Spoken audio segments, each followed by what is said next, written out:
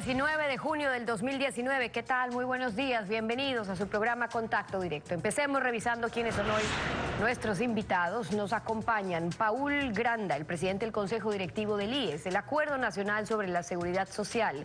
El gobierno no quiere pedidos, sino propuestas. ¿Son pedidos todas las propuestas?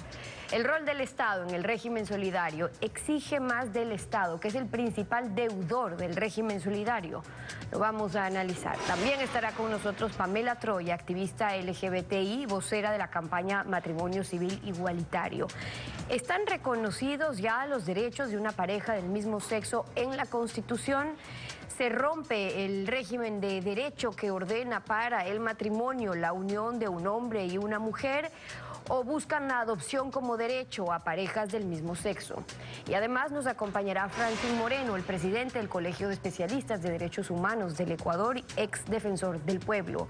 La ineficacia jurídica de la sentencia de la Corte Constitucional sobre el matrimonio de parejas del mismo sexo. ¿Existe infracción penal en el ponente de la sentencia que actuó como juez y parte? ¿Hay un apresuramiento en la Corte y en la Asamblea para ejecutar esta sentencia? Lo analizamos.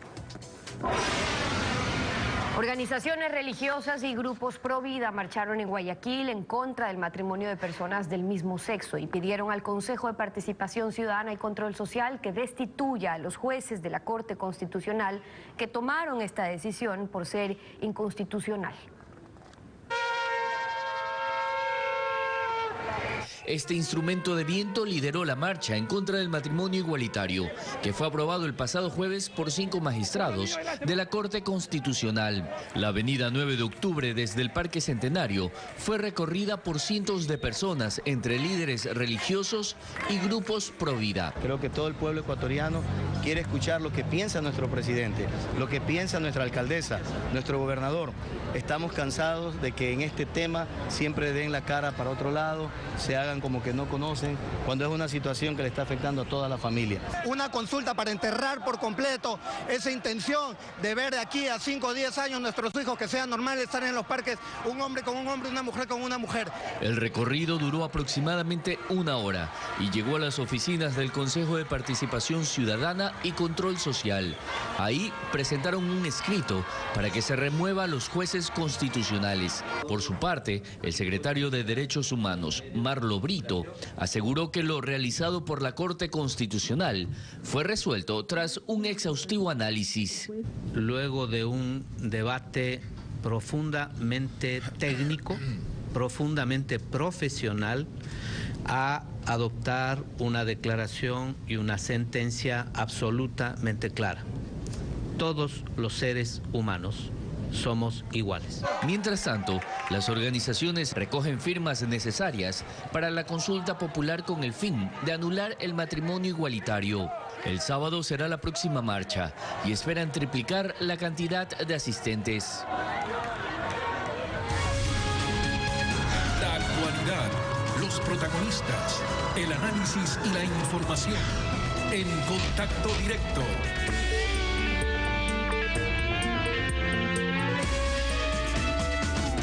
¿Qué tal, Alfredo? Buenos días, ¿cómo te va? Muy bien, Steffi, buenos días. Buenos días a todos. La semana pasada, el vicepresidente de la República, acompañado del presidente del Consejo Directivo del IES y de un representante de la OIT, lanzó públicamente el Acuerdo Nacional por la Seguridad Social. Paul Granda, presidente del Consejo Directivo del IES. Buen día, bienvenido a Contacto Directo. Muchas gracias. Buenos días, Alfredo. En abril, hace 2 meses, usted abrió este proceso y esbozó varias propuestas. Algunas causaron controversia, pero las centrales sindicales aceptaron la invitación a este acuerdo nacional. La ceremonia con el vicepresidente y el representante de la OIT, ¿cómo refuerza esta iniciativa? Bueno, es el punto de inicio, Alfredo, sin duda alguna.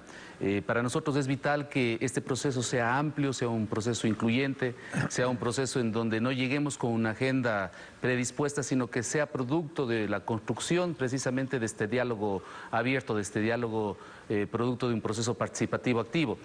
Trabajadores, empleadores, jubilados, afiliados se han sumado a esta iniciativa y lo más importante es que en primera instancia tengamos un diagnóstico común, es decir, que sepamos con exactitud todos de manera igualitaria sepamos la situación de la seguridad social. Una vez que tengamos este diagnóstico, que tengamos esta línea de base, nos sentemos en una mesa de trabajo precisamente para definir qué temas se van a tratar y de qué forma lo vamos a abordar y lograr acuerdos. Una vez que estén los acuerdos listos, obviamente lograr la firma de lo que sería el Acuerdo Nacional por la Seguridad Social. Este es un tema, es un ejemplo que ya se ha vivido en otros lugares del planeta. No es el primer país en el Ecuador que plantea la necesidad de un acuerdo nacional y yo creo que es una actitud responsable que nos debemos y que le debemos al Ecuador y que le debemos a la seguridad social ecuatoriana.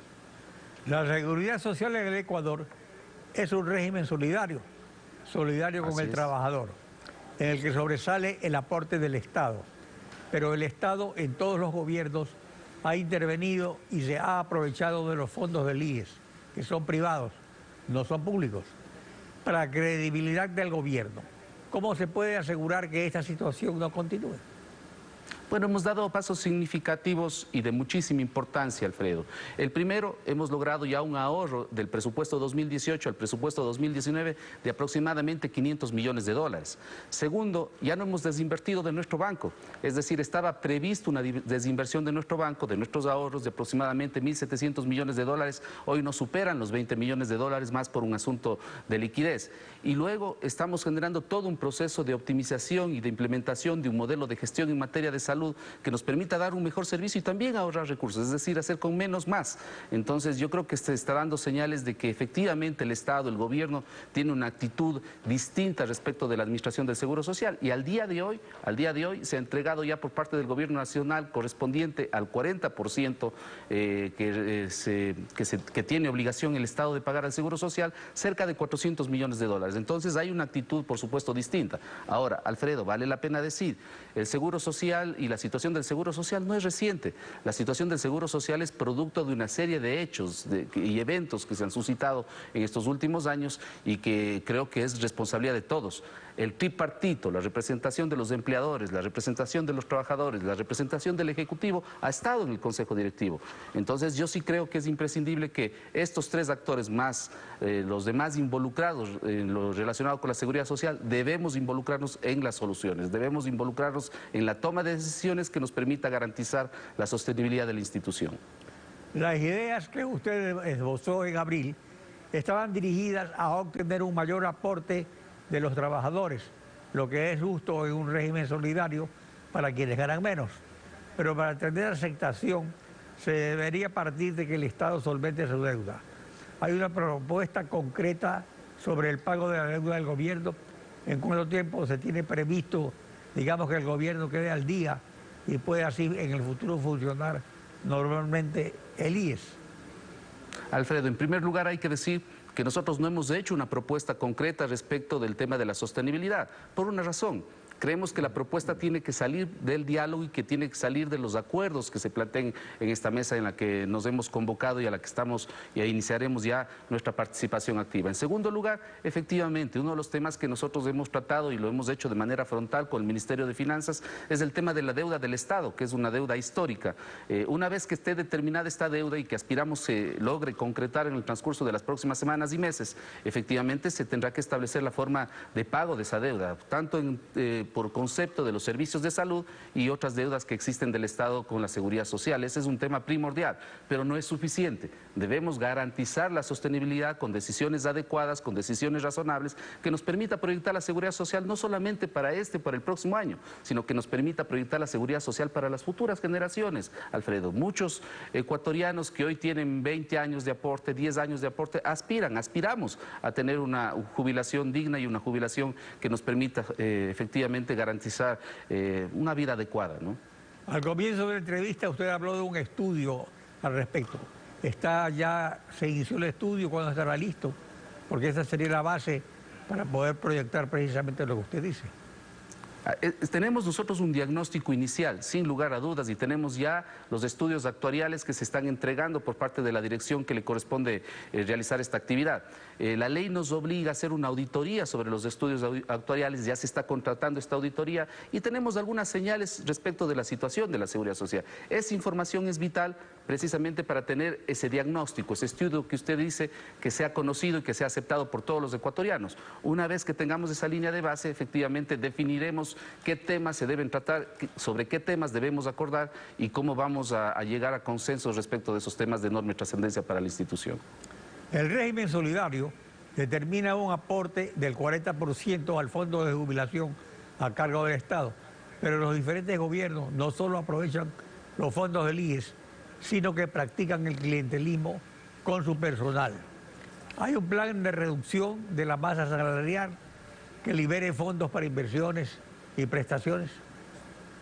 Así es, Alfredo. Nosotros hemos logrado ya una reducción que supera las 1000 personas. Cuando asumimos la presidencia del Consejo Directivo teníamos más o menos 38.400 personas. Al día de hoy están por debajo de las 37.400 personas. Sin embargo, hemos venido trabajando en un estudio de plantilla óptima para que tengamos todo el sustento técnico, es decir, con decisiones como, por ejemplo, no llenar vacantes o no tener un proceso de contratación indiscriminada. Ya hemos hecho una reducción significativa del personal, pero eso no es suficiente. Digamos, debemos ser eficientes en cuanto a los gastos que tenemos como institución. No podemos dilapidar los recursos, tenemos que cuidar hasta el último centavo de dólar de nuestros afiliados y en esa línea efectivamente tendremos ya una hoja de ruta mucho más técnica, mucho más definida, yo diría en las próximas semanas que ya lo aprobará el Consejo Directivo. Empleados y empleadores deben aportar más de diversas maneras, pero ¿se sienten motivados? Sin el ejemplo del Estado es necesario motivarlos. ¿Cómo los están motivando? Mire, yo creo que lo primero es la implementación de estas acciones al corto plazo, que ya lo estamos logrando y que vamos a tener resultados incluso económico-financieros muy importantes que nos va a permitir proyectar la institución, insisto, hacia el futuro. Luego, en el marco de ese acuerdo nacional, creo que debemos discutirlo con absoluta transparencia, pero responsabilidad sobre todas las cosas y buscando que el Seguro Social tenga larga vida, obviamente esos acuerdos que pasarán por discusiones mucho más de fondo, Alfredo. Yo no quiero poner en este momento una agenda. ¿Por qué? Porque creo que la agenda debe ser producto de una construcción colectiva entre empleadores, trabajadores, jubilados, afiliados e incluso organizaciones políticas que están representadas en la Asamblea, que debemos abordar este tema de tanta importancia para el país. Paul Granda, presidente del Consejo Directivo del IES, gracias por acompañarnos en Contacto Directo. A usted. Buenos días. Vamos a una pausa y cuando regresemos estará Pamela Troya, activista LGBTI, vocera de la campaña Matrimonio Civil Igualitario. La unión de hecho establecida por la Constitución para personas del mismo sexo reconoce ya los derechos igualitarios. Lo vamos a analizar al volver. No se vayan.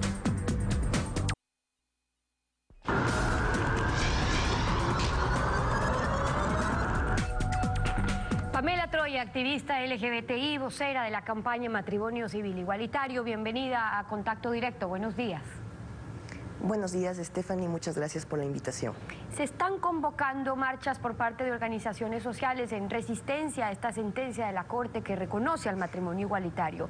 Y lo que plantean es que el país debería pronunciarse en una consulta sobre un tema que está en la Constitución aprobada en consulta. ¿Ustedes no creen que cabe una consulta popular sobre este tema? Stephanie, hemos sido categóricos en decir que tanto estándares internacionales de derechos humanos como nuestra propia Constitución garantizan el hecho de que no puede existir una consulta popular sobre derechos, es decir, los derechos no se consultan. En ese sentido, pues las agrupaciones que están en este momento convocándose tienen todo el derecho a protestar, tienen todo el derecho a indignarse porque finalmente estarían contrariando lo que se supone ellos son sus preceptos. Sin embargo, esto es un tema de derechos civiles, de derechos humanos dentro de un Estado laico y la Corte Constitucional ha dirimido este tema en base a convenciones y tratados internacionales y en base a la misma Constitución que, por ejemplo, en el 11.2 garantiza la igualdad y la no discriminación por algunas razones, entre esa la orientación sexual y la identidad de género. La Corte expidió esta sentencia favorable al matrimonio igualitario y el juez ponente fue Ramiro Ávila y ha habido reparos sobre eso. Escuchemos lo que dijo aquí Braulio Álvarez, que fue quien participó en la audiencia de alegatos ante la Corte. Ramiro Ávila Santamaría, dicho sea de paso, que fue el abogado patrocinador de varias de estas causas, efectivamente en la ciudad de Cuenca. Como en este momento incluso quiero referirme. Causa 3637-2008, tramitado en la ciudad de Cuenca. Aquí está el nombre, Ramiro Ávila Santamaría, y acá está su firma. Él fue el abogado que patrocinó estos procesos. Y hoy la sentencia sobre matrimonio igualitario no afecta a un caso concreto, sino también a los clientes del doctor Ramiro Ávila Santamaría. Él debió, si tenía un poco de ética, de decencia, excusarse, porque dice todas las normas de procedimiento constitucional que ante la ligera sospecha de una actuación parcializada, voluntariamente el juez debe excusarse. ¿Debía excusarse un juez que ha sido abogado en causas similares? Pregunto esto porque por ahí se busca ahora presentar las acciones en contra de la decisión de la Corte Constitucional.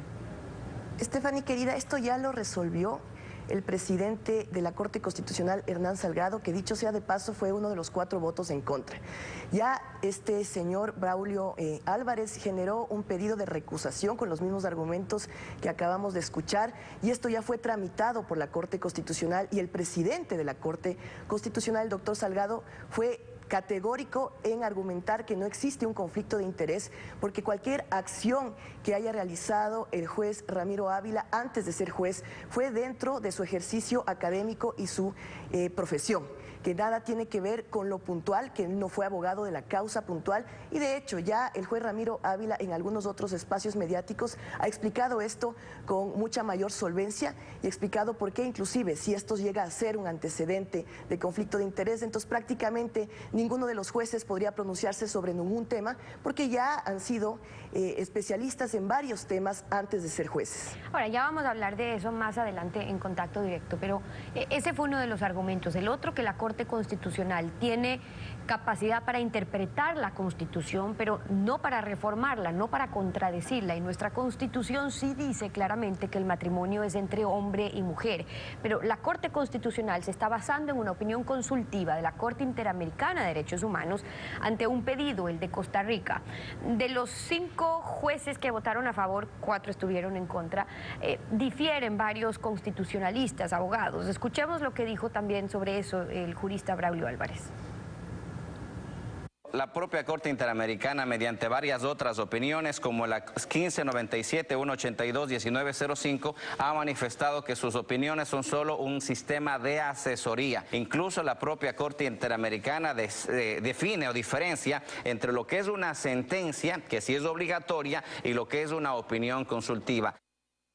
Que si fuera vinculante para el resto de países, los signatarios ya deberían haber cambiado sus leyes o su constitución. Hoy hay solo 28 de 194 países que reconocen el matrimonio igualitario. ¿Qué dice usted? Mire, Stephanie, querida, yo le pediría de manera muy comedida a aquel jurista que realmente estudie leyes y derecho internacional. A partir de la opinión consultiva 16, la Corte Interamericana ha sido categórica en decir que sus opiniones consultivas son vinculantes. Y en ese sentido, la Corte Constitucional de nuestro país, en la sentencia que fue aprobada el 12 de junio de este año, dice claramente que de ahora en adelante la opinión consultiva 2417 de la Corte Interamericana de Derechos Humanos es de obligatorio cumplimiento para el país. Y mire, Stephanie, no ha habido ninguna modificación. Por favor, no generemos falsa información ni desinformación a la ciudadanía. No se ha modificado ningún artículo de la Constitución. Lo que se ha hecho es interpretar, que es una de las facultades que tiene la Corte Constitucional, interpretar el artículo 67 a la luz de la integralidad de toda la Constitución, que además, insisto, habla de igualdad y no discriminación, habla de que la Constitución y los tratados internacionales de derechos humanos ratificados por el Ecuador, que garanticen derechos más favorables que la misma Constitución, prevalecerán sobre cualquier norma jurídica o acto del poder público. Y además dice que en caso de duda se debe interpretar lo que favorezca la plena vigencia de los derechos, es decir, dentro de nuestro propio ordenamiento jurídico interno. La misma Constitución te da la respuesta. Y ojo, que cuando Gaby Correa y yo nos presentamos el 5 de agosto del 2013 para casarnos y así iniciar la lucha por el matrimonio civil igualitario en el Ecuador, y el registro civil nos negó, presentamos una acción de protección con la misma argumentación. Desde ese momento no estábamos solicitando ninguna modificación de la Constitución, sino una interpretación sistémica e integral, que es lo que acaba de hacer el 12 de junio la Corte Constitucional. No se lo ha considerado así, que justamente por eso es que no se había dado paso o una sentencia como la que acaba de dar la Corte para reconocer el matrimonio igualitario, basándose en que existe un artículo de la Constitución donde habla en la definición de matrimonio expresamente sobre hombre y mujer. Estoy totalmente clara de eso, pero el artículo 67 no es el único de la Constitución. De acuerdo. Hay 444 artículos. De acuerdo. Ahora, la interpretación que hace la Corte Constitucional se basa en la opinión consultiva, y usted dice un argumento importante, es decir, esto tiene que ser vinculante. Ahora, no todos los países lo están haciendo. En la OEA hay varios países signatarios que no están reconociendo al matrimonio igualitario. Pero en el caso de Costa Rica le quiero preguntar algo, porque Costa Rica, por ejemplo, que fue quien preguntó y es vinculante en ese caso, se ha dado plazos. Ellos definieron para junio del 2020 para que ya sea legal. ¿Por qué? Porque creen que es necesario ciertas modificaciones también legales en legislación, en asamblea, para poder dar paso a eso. ¿Cómo se explica en Ecuador entonces que teniendo una constitución que también dice lo otro, digan, oigan, en registro oficial ya está y ya está vigente? Mire, mi querida Stephanie, cada país tiene su propio mecanismo interno para solventar esta disposición de la Corte Interamericana de Derechos Humanos. En este caso, a través de la Corte Constitucional, era una vía. Y ha sido una vía adecuada porque recordemos que la anterior Corte Constitucional empolvó la causa de Pamela Troya y Gabriela Correa, que hasta la actualidad no ha sido tramitada. El hecho de que ya exista matrimonio igualitario no significa que la nueva Corte tenga que tramitar la acción extraordinaria de protección de Gabriela Correa y Pamela Troya, y que inclusive exista una reparación de derechos hacia el Estado ecuatoriano por la espera de 6 años para poder casarnos. Si los estados siguen esperando más, haciendo dilación de tiempo con respecto a lo que la opinión consultiva 2417 determina, que es el hecho de que debe generarse toda la amplitud necesaria para que las parejas del mismo sexo podamos acceder a todas las figuras, incluyendo la del matrimonio, tarde o temprano van a tener que responderle a la Corte Interamericana de Derechos Humanos, que señalará a los estados. Lo que ha pasado el 12 de junio del 2019 es que la Corte Constitucional le ha ahorrado vergüenza e inclusive reparación económica al Estado ecuatoriano, porque si esto no se resolvía por la Corte Constitucional, nosotros íbamos a llevar esto a la Comisión Interamericana de Derechos Humanos, que finalmente llegaba a la Corte e iba a señalar tarde o temprano al Ecuador como un Estado ecuatoriano que vulnera derechos. Usted, Pamela, ha sido vocera, defensora de esta causa desde hace varios años. De hecho, lo hemos 2013, conversado en este mismo espacio desde hace bastante tiempo también. Y uno de los temas que tocábamos es que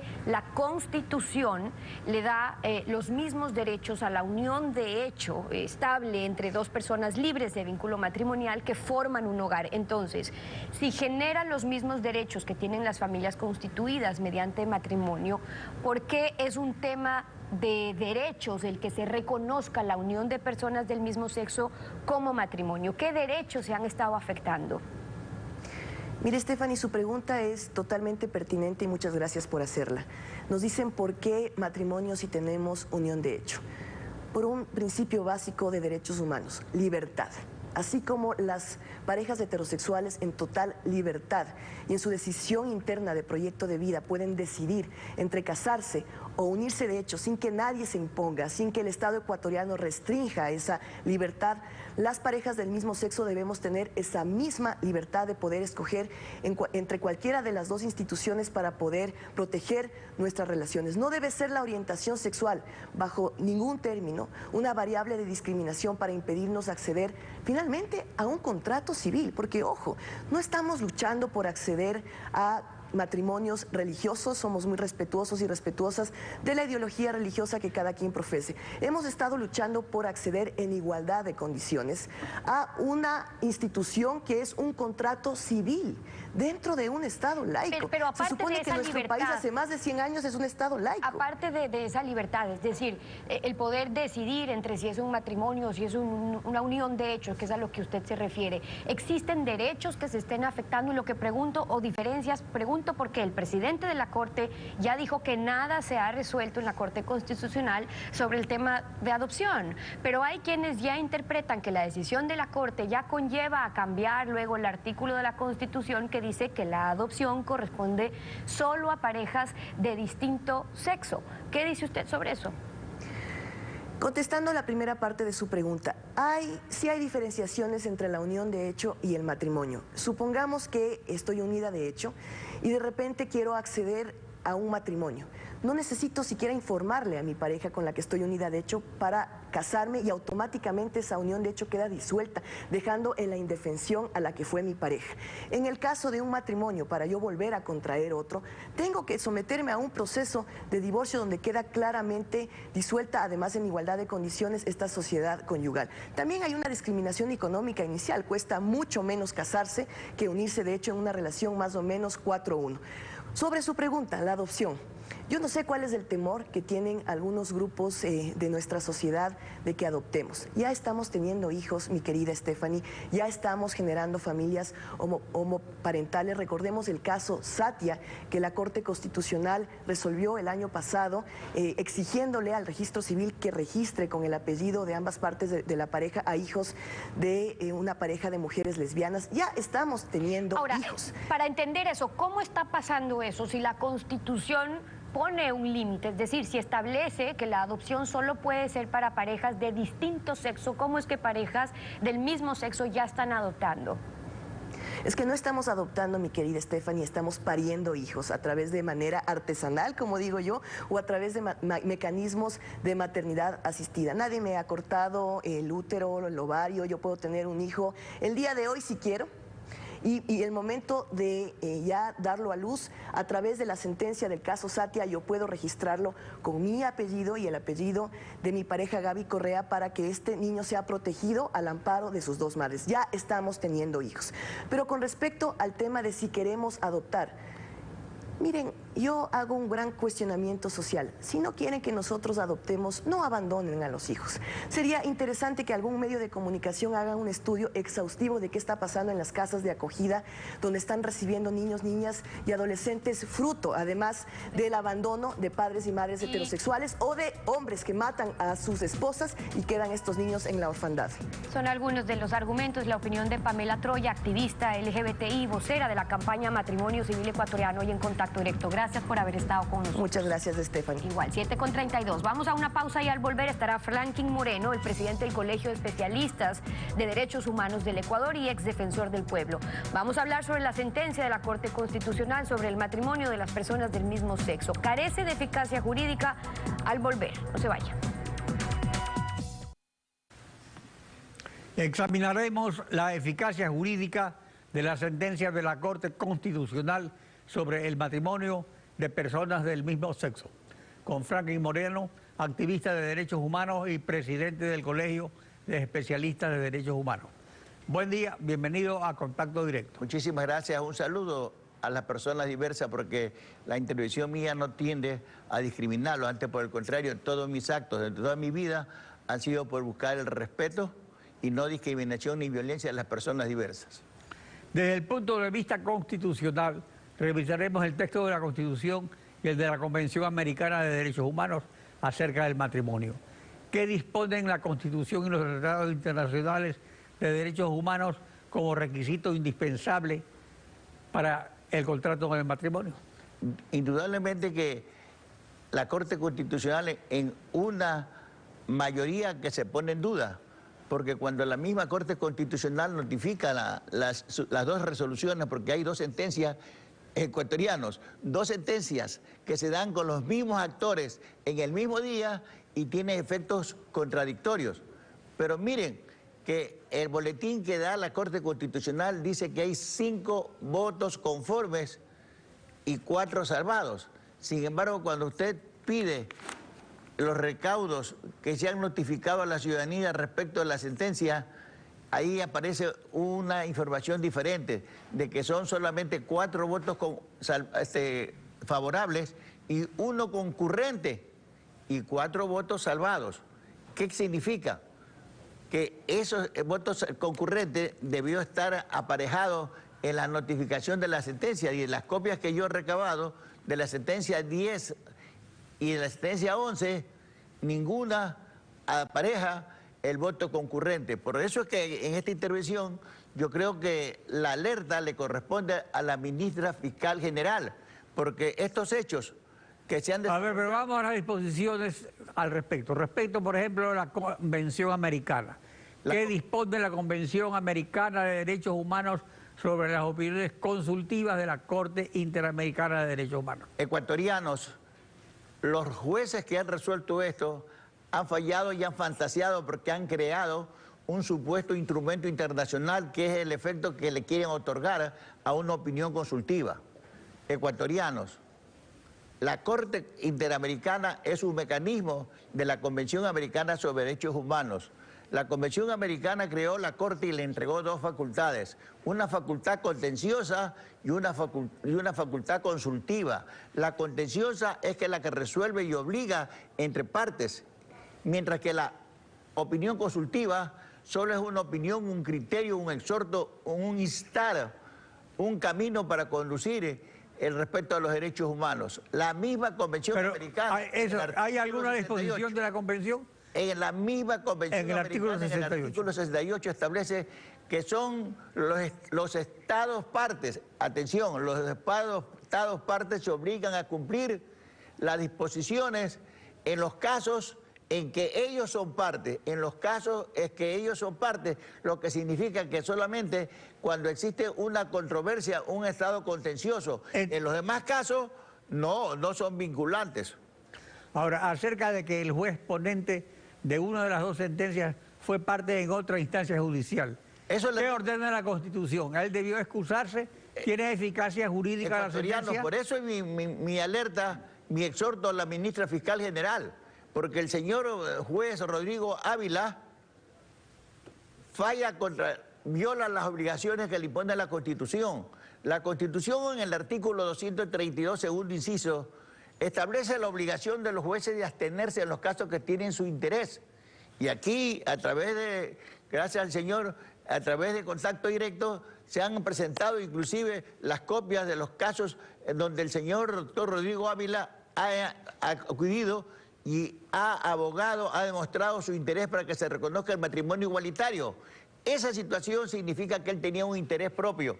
Cuando uno actúa contra la Constitución, contra la norma expresa, entonces se le resta la eficacia jurídica. Restar la eficacia jurídica significa que no tiene valor. Por eso, ojo, señorita fiscal, porque además se fantasea la existencia de un supuesto instrumento internacional, porque quieren elevar a la categoría de instrumento internacional una opinión consultiva que no tiene efectos vinculantes. Ahora, de acuerdo a lo expuesto, ¿qué debió decidir la Corte Constitucional como guardiana de la Constitución?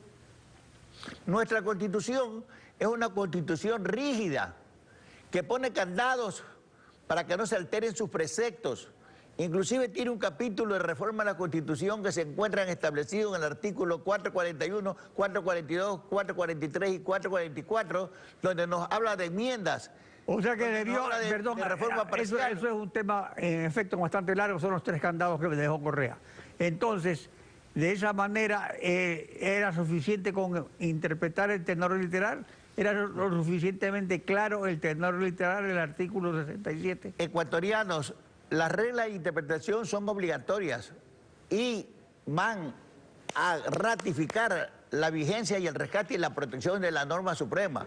Por eso que la forma de revisar la Constitución obliga a hacer 2 interpretaciones que pudieran ser 3. La primera, ¿no es cierto?, establecer si la norma es clara.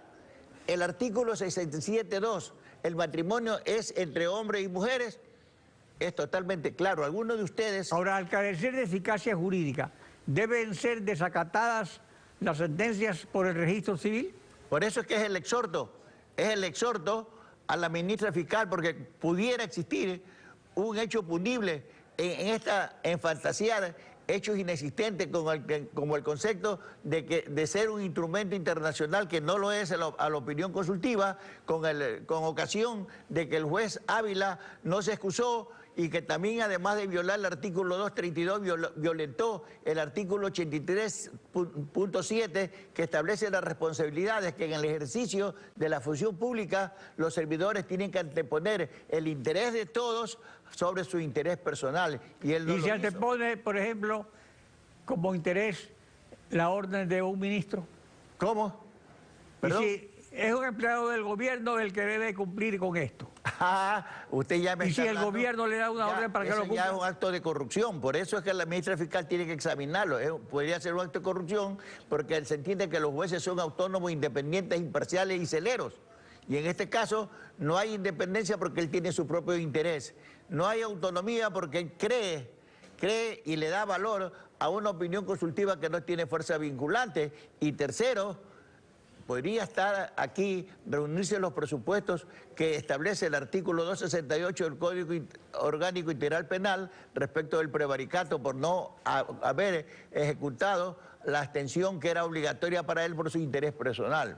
Franklin Moreno, gracias por participar en Contacto Directo. Muchísimas gracias. Fin. Así concluimos esta emisión. A ustedes gracias su sintonía. Nos vemos mañana, Alfredo. Mañana continuamos rollando la desinformación en Contacto Directo. Buenos días.